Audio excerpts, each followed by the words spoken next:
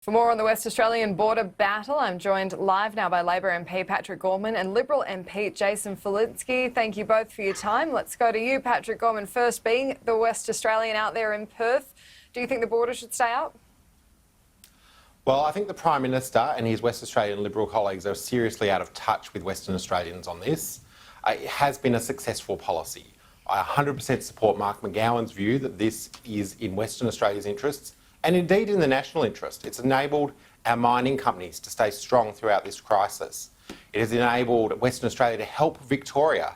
They are literally flying swabs from Victoria over to WA, testing them to help keep Victorians safe. So it is not in the national interest to tear down this border, and I am disappointed, as are pretty much every West Australian I speak to, about the federal government's view that they will go and assist Mr Palmer in this High Court case. It is hard to justify, and it has made Western Australians incredibly angry.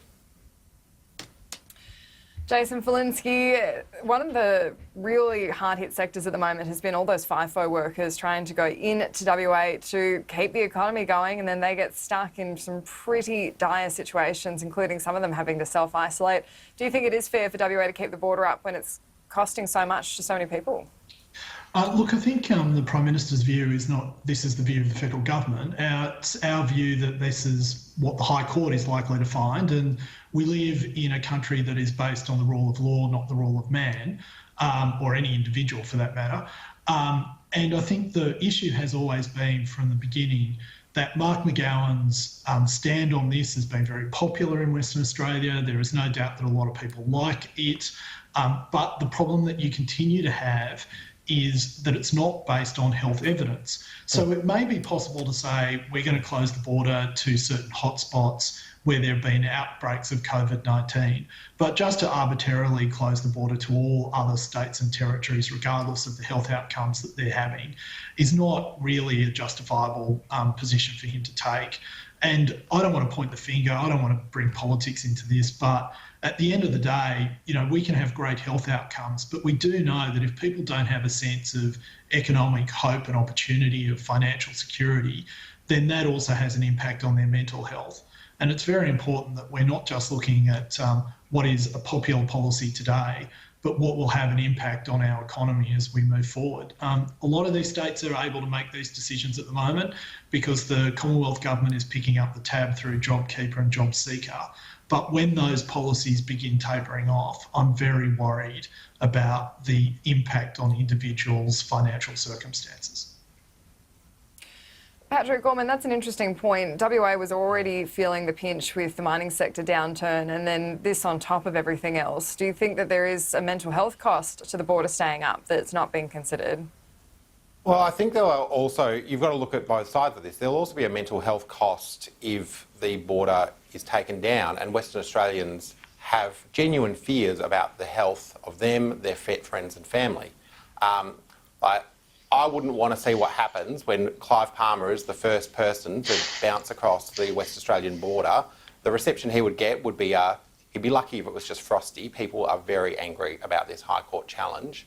And on the point of the economy, Western Australia has some of the most relaxed restrictions for businesses of any state in the country.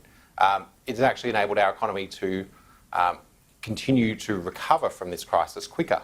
And again, that's a good thing for the national economy. It means our mining companies are paying tax. It means that cafes are less likely to be reliant on JobKeeper come September, October, November, December.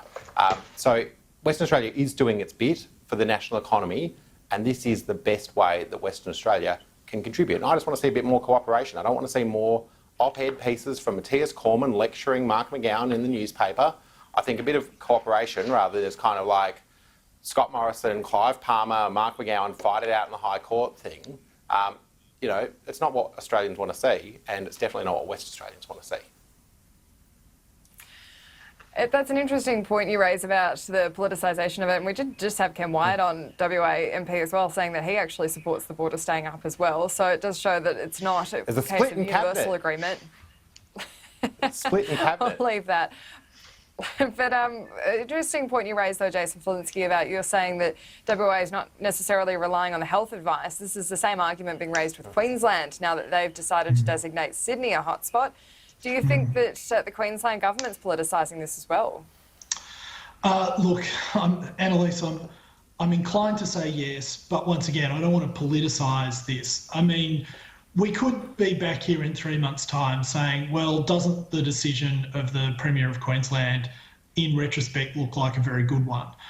So it's very easy for me to sit in a television studio and opine on whether this is a good idea or not. But what we can do is rely on the best advice that we have now.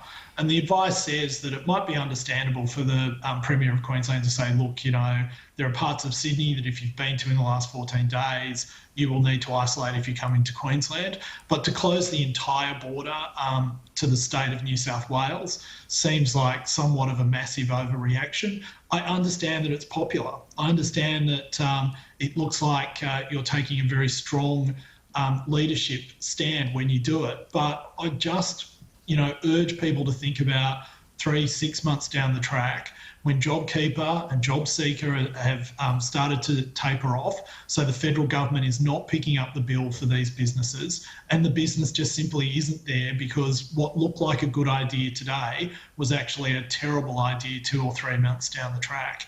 I'm just urging people to think about this very carefully, especially if you're a Premier. And I think the point that Gladys Berejiklian made today, which was, look, Queensland benefits from people from New South Wales taking holidays in Queensland. It's not to the benefit of New South Wales, is a good one. And I really would urge premiers to do the right thing and to rely on the health advice that they have rather than playing to potentially people's fears and concerns.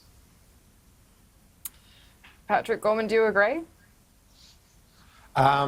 Well, I think the argument around tourism is always about people saying, come to Sydney, come to Sydney. It's not about actually in interest of the national tourism market.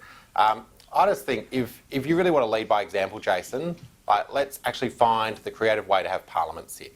That, for me, I think is the thing that grates with a lot of ordinary Australians right now, is that you see politicians who could have the Parliament sitting next week are at the same time saying, we can't do Parliament, but we should definitely open the borders across the country. It just doesn't gel. There's not a consistency of approach from the government on this, and it doesn't quite sit right with me that we're sort of saying, we need to create jobs with the tourism sector when we're not really doing our own jobs in going to Parliament. I think if we can sort of lead by example, that would be my preference. Yeah, Jason Falinski, I do have to say, when you say that you're effectively locking out all of New South Wales by banning Sydney, about 2 million people live outside of the Sydney CBD. You're being a little Sydney-centric there, aren't you? Sorry, I don't understand your question, Annalise. I'm saying that if the Queensland government said, look, there have been breakouts in parts of Sydney and therefore if you've been to those parts you need to isolate if you come into Queensland, that would make sense. But people to close the border to everyone in New South Wales, regardless of whether they may have been exposed to the virus, and the best health data we have now seems a bit perverse, is I suppose the best way I can put it. So I think I'm being the opposite of Sydney-centric. I'm just being a proud West Australian wanting to fight against the Sydney-centric approach. You should have made that declaration up front, Annalise. I just want to see my mum, but that's fine. We will leave it there, gentlemen. Thank you both for your time on this really important topic. Thank you, Annalise. Thanks, Pat.